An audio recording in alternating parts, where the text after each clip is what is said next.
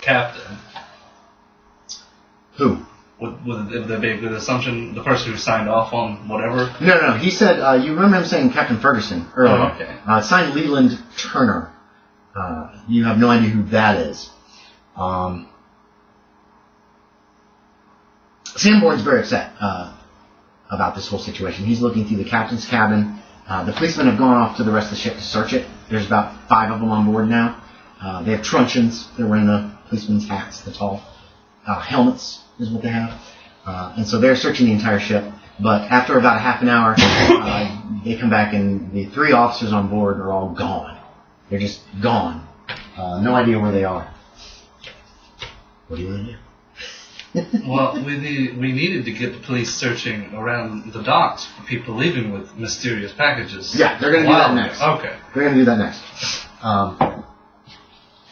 Sanborn kind of takes you aside and he notes that this cannon was found in the Gobi Desert in '73 by the Thorburn expedition, and then it fell on hard times. And he basically gives you the gist of what was in that newspaper article. 2 members of the expedition survived, Dr. Del O'Loughlin and Leland Turner. They were stuck in China with the cannon with no money. They couldn't get home. And then the Sanborn Institute paid to bring the cannon home and also paid for their eventual return to America in their own time. And also for, apparently they've had some mental issues. And so the Sanborn Institute also gave some money so that they could possibly seek some therapy in China, if need be. So those funds are wired to those men, but he says they have not returned to the United States yet, as far as he knows. Yeah, sorry. And he says, and he tells you what he told you before about it coming from the Marianas, but that's what interested the Sanborn Institute. He doesn't know, he's not sure what to do, but he says he's going to offer $1,000 for the cannon's return, if it can be found.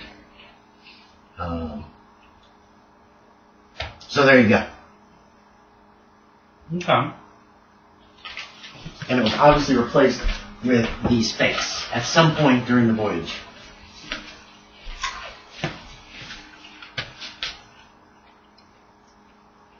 And they're just completely solid. There's no markings on them at all. No, cheap lead castings that were obviously put in these crates in order for the weight, just so it would be heavy. Sanborn confesses he wasn't even going to examine the crates until they got down to Santiago, because of the difficulty that would be removing the ship and putting it back in. Were there any empty boxes found on board of equal size? No. No? No, this will take you a little while to actually do an examination.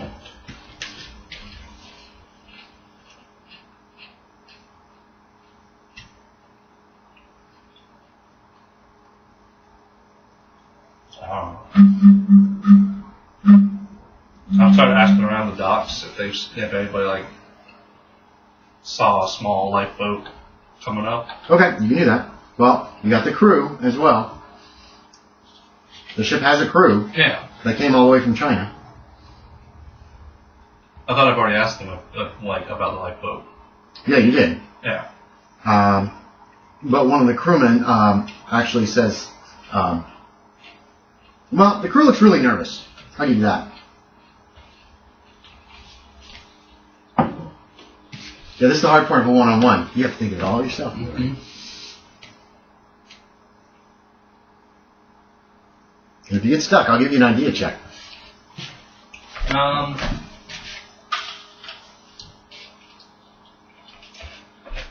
guess. Where's it going?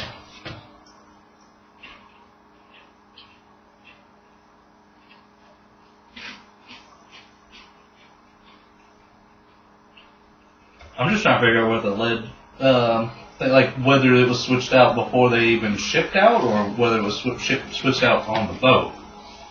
Then the lead, you could talk to the crew about that. They should know. Yeah. That's what I'm asking them about. Okay, you're trying to talk to the crewman? Yeah. Okay. The crew are very nervous. You come to the realization pretty quickly But they probably, some of them have records. Some of them are criminals from either China or from the United States who are worried about the law and that kind of stuff. The ones that talk to you want to make sure that you're not going to turn them over to the police, because they've done nothing wrong recently, not since they've become sailors, is kind of the gist of what you're getting. You know what I mean? Some of these people got on a ship to get out of the United States so that they wouldn't get in trouble there. Some of them left China because they probably had some issues there. Others are just completely innocent. But the ones that you talk to, some of them are like, I can talk to you, but don't mention my name to any police officers. The way I would help them believe that I wouldn't is I would inform them that I have worked with the Toms before, and that I don't plan on turning them in. They're not the ones that have stolen this. Okay. Make me a persuade check, or whatever's your best social skill. That's persuade. 84. Is that a success? That's not a success. I don't think it is. I don't think so either. It's going to take you a while, and this takes you a long time to gain the trust of these people. That's how we're going to play this. Yeah, that's 83. Oh, so close. And there's no coins on the table yet. I haven't gifted myself any coins. It's going to be hard. With one-on-one, it's hard for coins. When I played with Kyle, no coins ended up on the table. Anyway, so it does take you several hours before you can get the trust of the crew. So it's not like, quick, we can go find these guys. It's more of, we're going to get this information first and then deal with the officers later. You find that the Aurora made good time from China, but 2 days before they reached San Francisco, Captain Ferguson ordered the sails trimmed and furled and the ship to a complete stop in the middle of the ocean. The captain, first mate Riki, and second mate Langhorne gave the crew time off, took watches on the mast themselves, instead of having the crew up on duty up on top. Very odd. And they claimed there was some trouble with the steam engine that needed repair before they continued on to the continent. However, no work was ever done on the engine, on the ship's engine, as far as the crew know. After a day of sitting doing nothing, smoke was spotted on the horizon, and soon after, Ferguson ordered all hands below deck to the crew quarters, while the first and second mates tended to the ship. Again, very irregular. Within a few hours, other voices could be heard on the deck. Soon, after numerous footsteps reverberated across the deck, as if they'd been boarded by another ship. There was sound of cargo being moved in the cargo bay. Second mate Langhorne, when he brought them food, he told them to keep quiet as it was a customs ship, examining the whole of the vessel.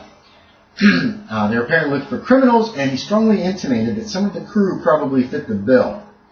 He claimed he would try to protect them. The noise lasted some hours, as it sounded like cargo was being moved.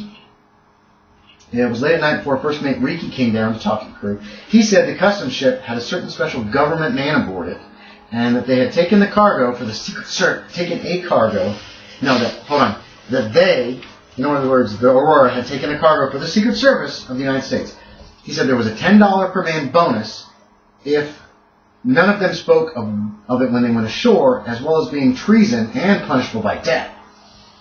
The officers would take the secret cargo, it was small, and the crew would go get their bonuses as soon as they left San Francisco and were on their way back to China. In the meantime, they were to keep their mouths shut. And though it was dark, several of the crew could see a bark-rigged steamer sailing away to the southeast at good speed. The Aurora was soon underway and made San Francisco after a day and a half or so, this morning. Other than that, it was an uneventful trip. They do know Leland Turner and Dr. Del O'Loughlin were the men who brought it, who they met on the docks in China some months ago, and who saw to it being put into the ship. They give descriptions of these men. So you know what Del O'Loughlin and Leland Turner look like if anybody asks now, or at least the people that claim to be them in China. None of the crewmen liked that cargo that they got after they got it out of China. When they were in the hold, like when a crewman would go down and make sure everything was still lashed down and everything, it felt like something was watching them. Like somebody else was there. It was very creepy. They didn't like it. None of the crewmen who, actually all of them at some point or another felt that, because with mixed shifts and changing people around, everybody was down there at least once during the voyage to double check the cargo. They can't explain it. And they're not sure what. And yeah. Did you have another question? I was going to say, did the feeling of being watched stop after that halt in progress? As a matter of fact, yesterday and today, you talked to some of the crewmen who went to check the cargo. No, that wasn't down there. They're like, oh, I didn't realize that. That kind of thing. You also, and the crewmen had some nightmares during the trip. Mm-hmm. They can't remember most of them, but it dealt with, there were Chinese in them. There was a lot of fighting, like wars, and some dark-skinned men that they have no idea what kind of a race that could be. A few crewmen claim that they saw people in the water following the ship, swimming after it, on nights when the moon was full. Oh. So that's what you learn. It's late afternoon before you finish, because it took you a long time to get these crewmen to talk to you, and you had to talk to all of them at some point or another. By this time, Sanborn has left. He went ahead and took this piece of paper with him. He took the information on that. He's obviously very upset, but he's not taking it out on you or anything like that. But yeah. Obviously, I mean, this was a big thing, and now it's gone. So what ports are south of... Los Angeles, but it's not really a port of entry. You're not supposed to go in there. San Diego, but both of those, neither of those are very big cities. South of that's Baja California. You know that big peninsula? Yeah. But that's Mexico. And South America? Okay. Well, they're going southeast, so I feel like it'd be one of the ones still in the U.S. Could be, yes.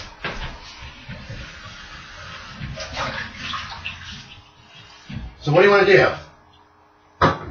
If you want to investigate this, please do. I'm gonna... This is the scenario.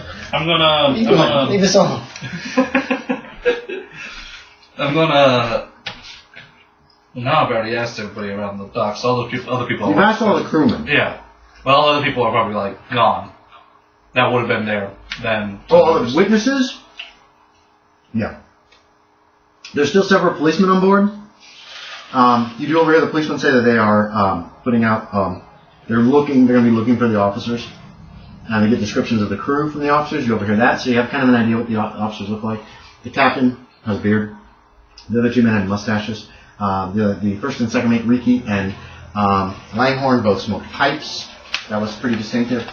And Ferguson did have a thick accent. He was Norwegian or Swedish or something like that, although he spoke English fluently.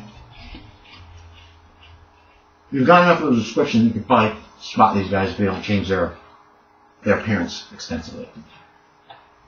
Alright. I'm gonna check around at barbershops. Okay. I don't know why. Just to try and see if any of these men match of these descriptions have came in. Okay. Make me a luck check. Alright. We'll go that way. This is different. I didn't expect this. 40? Is that a success? That's a success. You do find a man with a mustache came in, had shaved right off, and then left. That was hours ago. Only one. Any small talk he made? No, he's very quiet. Very quiet. Mm-hmm.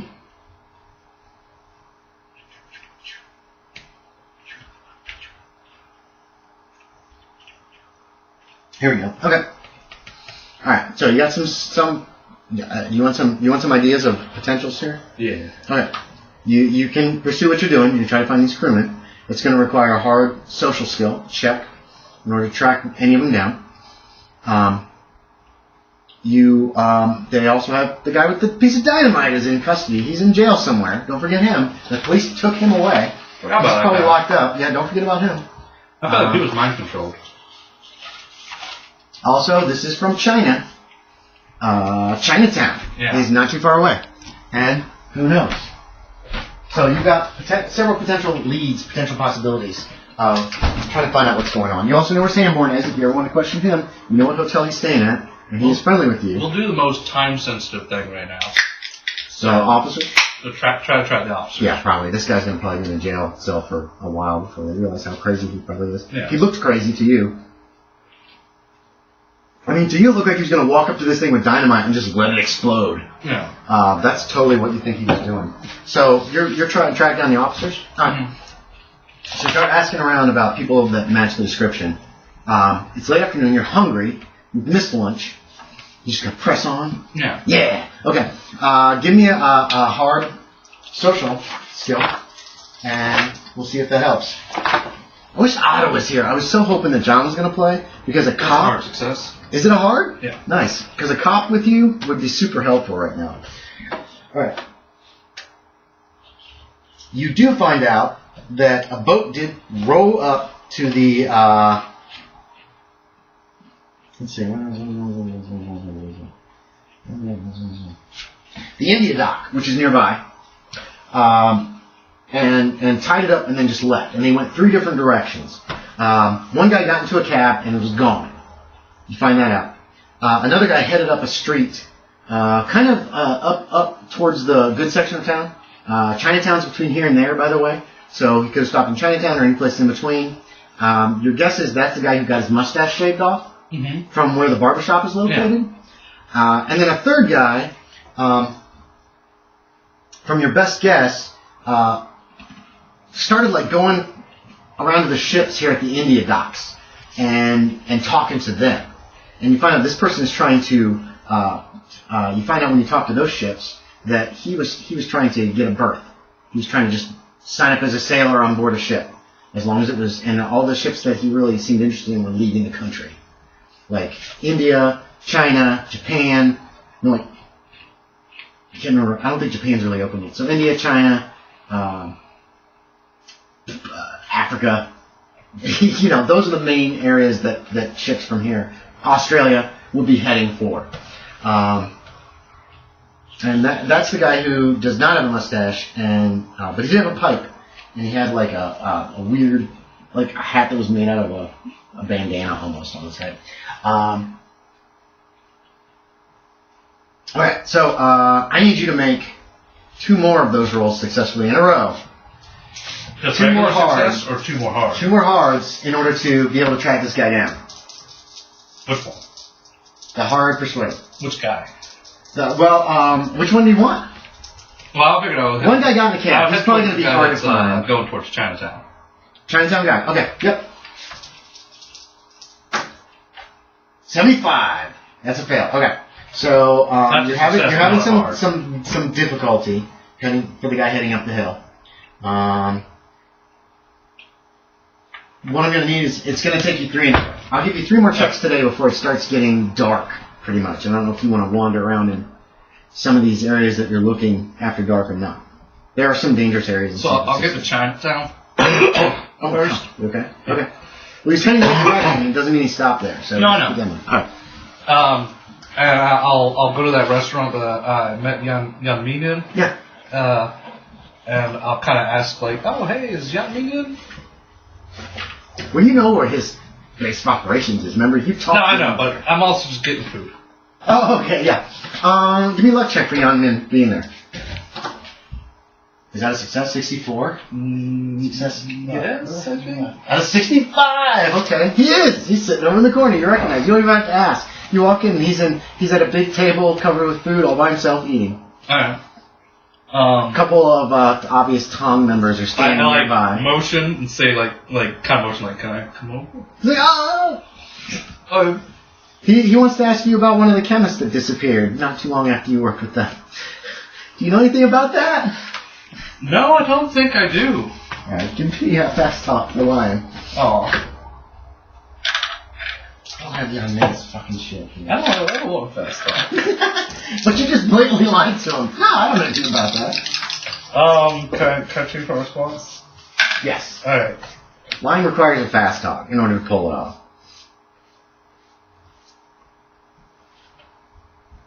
I'm trying to think of the way I can word it.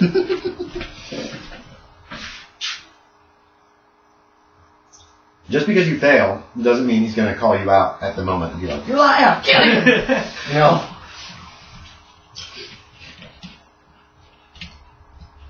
Come on. I just feel like I do remember him saying something about him wanting to leave the Tongs when I was training him. You need fast talk. You're still misleading. You know what I mean? You're being evasive, obviously. So let's just see. 35 out of what? Got a base. What's base? I think 15. Where is it? 5. That's 5. Make a roll for him. Okay. Where did Right, he obviously doesn't believe you. I'll give you that. He's like, There they are. Okay. Cock drops. Ow. I was trying to find them. He obviously doesn't believe you, but it's the game. Yeah. You know. So, he might just... Sake.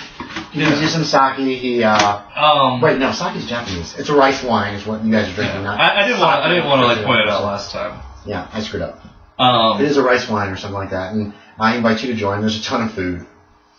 Go ahead. So I mentioned to him, I basically like asked, have you heard about the artifact coming in from China today? I have. You have? I've heard that it was a fake. Actually, White men screwed up. It was stolen by what the crew claims was the U.S. government. The U.S. government steals everything. Exactly. They should be stomped out. Done away with. And one of the men I'm tracking right now, he came through this way. I don't know if he stopped in Chinatown or not. But what men are you tracking? Tell me off. Officer. Tell me that men off. I described the one I'm tracking. Okay. What? So you think he is behind this? Tell me everything. Why don't you tell me everything? I gotta tell him it's a cannon. And Are you gonna basically just tell him everything? Yeah. Okay. Yeah, I mean it's an ancient Chinese artifact. You know, like I feel he's got one of those long. He's got a long, like one of those long beards. He's wearing all white. He's wearing like a cowboy hat. Well, no, it's not a cowboy hat. It's more like a plantation owner hat. Okay. That's the picture I initially used for him. He's very like... Well, now, whenever he's a cowboy hat, I immediately started picturing a white-haired Leo Wong from Futurama. Okay. It's not quite like that. It's more of a... He wears a white suit. He's got a white hat. He does have white hair. He's an older gentleman. Mm-hmm. He's like... He's the Chinese colonel. Kind of. This is interesting. So, you're looking for this man. We could help you find him if he is in Chinatown. What is it worth to you? Absolutely nothing, really. I'm doing this as a favor for a friend. But what is it worth to you to succeed? Perhaps, if I do this favor for you, you can do a favor for me sometime in the future. I do not like owing you favors. It will be a favor of convenience. How about if... I will not make you do anything that could lead you to troubles with the white man's law. Okay. Fair enough? Fair enough. Yeah, he shakes your hand. I will set my men to work. He starts talking. Do you speak Chinese? He starts talking in Chinese to the Tong members. And one of them... I think he just goes like, he might know hello. But he knows super basic stuff. So Yeah. this goes right over him. No, give me no one check. So no one check? Yeah, why not? Language Chinese. No, 42. So you're not sure what he says, but one of the hatchet men leave. And you guys have a nice dinner. A couple times he muses, kind of like, there's nobody out there. Hey, Hope, come here. There's a girl. Oh. A couple times he muses, like, what can a rich white man do for me? I'll have to figure that out. That kind of thing. It kind of teases you about it, that kind of thing. Yeah, it's actually pleasant to be around. Yeah. Even though scary as hell sometimes. Oh my goodness. So, okay. Yeah, give me a luck. Give me a luck check. Will you let your luck see how well the hatchet men do? 24. Is that a hard? That's a hard. That is a hard success. Okay. So, you have a nice dinner. You get a little bit drunk. Not a lot, but just you feeling it. With the rice wine and all that stuff. The food's excellent. This restaurant is such a good restaurant. What are you doing? Feeling flushed in the cheeks. Yeah, exactly. When one of the men come back and they whisper something to the young man, he says, your man has been found. What luck. He gives you an address. He writes down an address and he hands it to you on a piece of paper. And you can easily find it now. You know exactly where this guy is. It looks like he says that he is in he rented a small apartment. He does not look like you said. He has no mustache. Well, and he has a red coat that it looks ragged, my man said. And he calls himself Philip Smith. From your idea with the mustache, this is Langhorne. Alright. Is your idea from... Because you got descriptions of all these guys, you know what they look like. Yeah. And I knew he shaved his mustache. Yes, correct. I had an inkling. Yeah, you have a suspicion that he shaved his mustache from the information that you gained. So, well, at that point, hold on, Stalloid owes Ian it's written down. I don't want to forget it at some point. It might never come into play. You're moving away from San Francisco anyway. You're hoping to, so yeah. You might, if you never come back to San Francisco, that's one way to avoid, unless he tracks you down, which he'll probably do. But at this point, the favor is I cut him a deal on selling him my house for 2,000 cool ones. You can bring that up later if you want. Anyway, right now he says the man has rented an apartment. It looks like he has paid in advance for 2 months on his apartment, is what his men have learned. And he is there right now. And by now, it's probably like 7 or 8 o'clock at night. I mean, you've been having dinner with him for a couple hours. All right. While you're waiting to see if the hatchetmen actually could find anything quickly. With that hard success. Yeah, they did. Yeah. So I guess I would get in touch with Sanborn and the police and possibly try to, like... Raid his apartment? Yeah. You contact... Oh, who are you contacting first? Sanborn. Okay. He has the authority, I don't. You could actually walk to his hotel or get a cab and go to his hotel. When he finds out, he's like, okay. And then you suggest the police, and you guys go to the nearest station house and talk to the police. So we think we've got the men, and they're like, let's go. Yeah, they get a half a dozen men with truncheons. 3 of them are armed with pistols. Okay. And you go into Chinatown. The Chinese start like closing up shop. When they see a bunch of cops come into Chinatown late at night, like 9 or 10 o'clock at night, others skulk away into the shadows. That kind of thing. A couple like flipping knives in their hand. What are those things called? Those knives you can flick in and out, open up. They have a name. You notice them as you head over. You get to the place. There's a set of steps that goes up to this apartment, and they head up the steps quickly. Police, open up! There's some movement inside, and then one of the biggest men just he just crashes through the door. Other men, they all rush in. They grab this guy. Shit, what the hell's his name? Scott Langhorne! Wait, that's not, they wouldn't have British accents. Scott Langhorne! No, the name's Philip Smith! Sure it is! Come on! They drag him out, they throw him into the paddy wagon that they brought down, that came like 5 minutes after they did, and they head back to the station house to question him. Yeah. Which will turn into interrogation. You guys can be present if you want. I was actually, while I'm already there, since they're going to be pretty active, I was going to go talk to the crazy man. Oh, okay. He's at a different station. He's at a different station. He's at a different. It's close to the docks. The station that you have is the station close to Chinatown. I guess I'll sit in with the interrogation if I can. Okay, give me a standing check. Oh man, I don't. It's fairly brutal. Oh. It's not going to cost you much if you fail, but 54. That's a fail. You take a point of sanity loss. Sanborn does not sit in on this. Genius. Well, it's pretty brutal, but you're the one that brought the information. They're willing to let you watch. The police in this time period are like the 20s police. They can beat the crap out of somebody till he confesses. And find out that this is indeed second mate Langhorne. Mm-hmm. Once they get that information, they throw him in a cell. If you want to talk to them, you can. They're going to do another interrogation tomorrow to talk to him. But if you want to just chat him up, you brought him in. They're happy. There is you're given here's the police. How much are they willing to give? Well, I haven't returned the thing, so clearly not that much.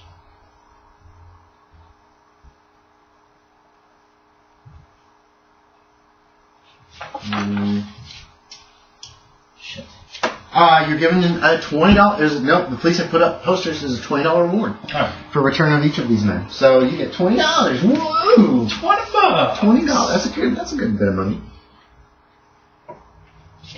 Remember, Jacali's $50 in present day money was quite a bit. That's almost over my daily spending. So you're rich. If you want to talk to him, you're allowed to. All right.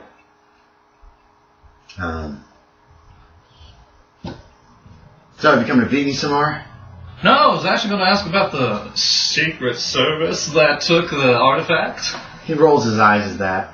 The police also found almost $2,000 in cash in that apartment. amongst his stuff. You find this out as well. Mm-hmm. If you keep the cops, he's all like bruised up. They beat the crap out of him. You keep the police from beating on me anymore, I'll tell you what you need to know. Sorry, one eye's I can help. They have their own will. I can't believe. I've been in trouble before. I can't believe if you found me. I do have a few questions. The Secret Serviceman, was there a guy... There were no Secret Service. No, I know. The Secret Service was something Ferguson made up to shut the crew up. Gotcha. But was there a guy with 2 revolvers? No. They talk like... Pete only has one. Huh? Oh. Jack West has 2. With one revolver... Are you asking about Jack West? No. Okay. With one revolver who talked like this, and then I go,